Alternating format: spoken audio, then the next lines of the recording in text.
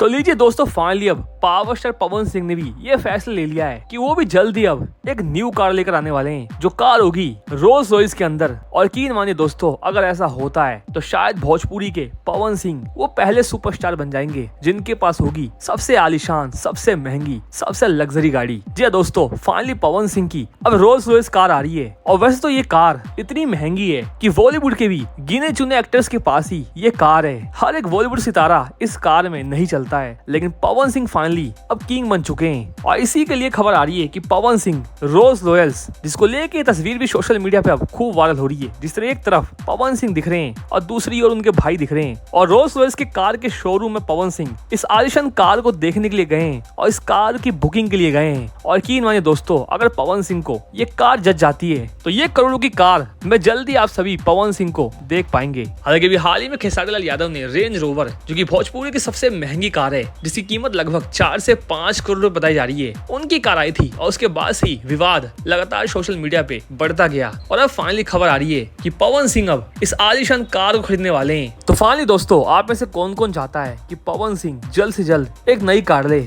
और वो कार हो रोल्स रॉयस की आलीशान गाड़ी? आप सभी मेरे कमेंट बॉक्स में जरूर दीजिएगा। और इस तरह की इंटरेस्टिंग वीडियोस के लिए चैनल बने रहिए। फिलहाल के लिए धन्यवाद।